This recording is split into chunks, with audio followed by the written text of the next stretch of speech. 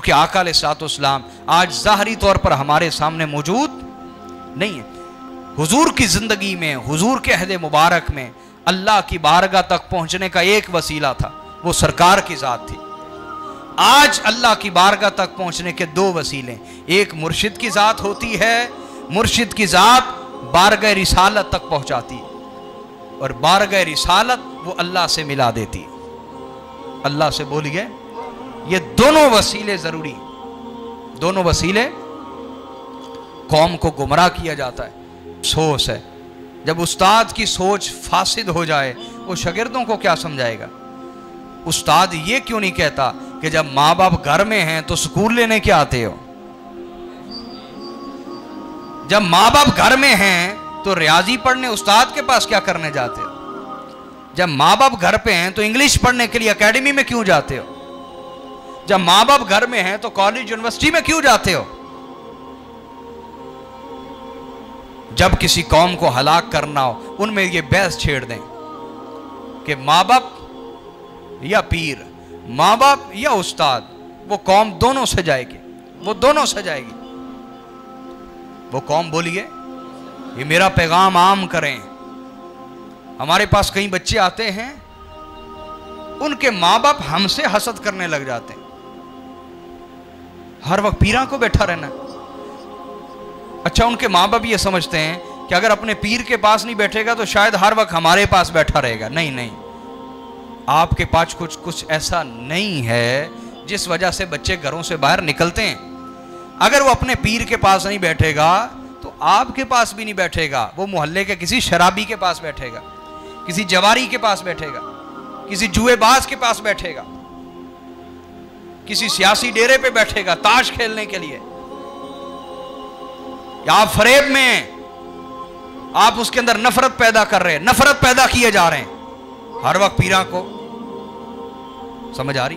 ये कई बच्चे मेरे पास आते थे, उनके माँ बाप ने उन्हें बागी कर दिया, कह कह के टॉर्चर कर कर कर कर के। नतीजा ये नहीं निकला कि वो बच्चे अपने माँ बाप के बड़े फर्मा बरदार हो गए ना। नतीजा क्या निकला? वो दोनों से गए। तो किसी कौम को हलाक करना, उनमें ये बहस छेड़ दें, माँ बाप का एहतराम ज्यादा या उस्ताद का, वो दोनों से जाएगी। हक ये है, ये दोनों रिश्ते जुड़े हुए हैं। उस्ताद माँ बाप का अदब और खिदमत सिखाता है, और जो अच्छे माँ बाप होते हैं वो उस्ताद की खिदमत और अदब सिखाते हैं। तो मेरे भाइयों, आपको पता ही नहीं चला कि पीर पकड़ते क्यों हैं। आप समझते हैं शायद दुआ लेने के लिए पीर के पास जाते हैं, इसलिए वो बाबा झाड़ रहा था। वो ये समझता है शायद दुआ लेने के लिए जाते हैं माँ बाप पीर के पास, इसलिए वो कह रहा था कि जब माँ बाप की दुआ है, फिर पीर की जरूरत क्या है, फिर मुर्शिद की जरूरत क्या है? नादानो, इंग्लिश के लिए अलग से उस्ताद चाहिए कि नहीं? रियाजी के लिए अलग से उस्ताद चाहिए कि नहीं? फिजिक्स के लिए अलग से उस्ताद चाहिए कि नहीं? केमिस्ट्री के लिए अलग से उस्ताद चाहिए कि नहीं? तो वो शख्स जो तुम्हें बातिन का इल्म सिखाएगा, जो तुम्हें रूहानियत का इल्म सिखाएगा, अल्लाह उसके रसूल से रूहानी रिश्ता कायम कैसे करना है, और इस राह की पेचीदगियां क्या हैं, खतरे क्या हैं, जो ये इल्म तुम्हें देगा, उसके लिए भी अलग से मुअल्लिम और उस्ताद चाहिए कि नहीं?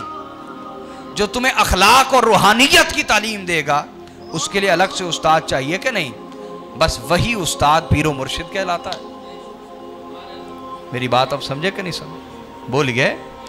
लिहाजा आज औलिया के मुनकिर बड़े नफीस और बड़े एक जदीद अंदाज में कौम को गुमराह कर रहे हैं। पहचानिए इन वलियों के मुनकरों को और इनकी साजिशों को। अल्लाह ताला हमारी इस्लाह फरमाए, और जो मैंने दर्स दिया है इसको याद रखने और अमल की तौफीक दे, और अमली ज़िंदगी हम आज से इंशाअल्लाह शुरू करेंगे।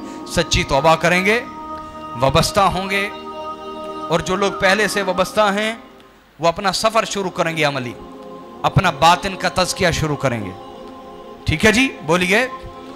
नमाज की पाबंदी, दुरूद व सलाम की पाबंदी, तिलावत, ज़िक्र इसके साथ, और खिदमत और हाज़री इसके साथ शुरुआत करेंगे। अल्लाह ताला आपका आना कबूल फरमाए।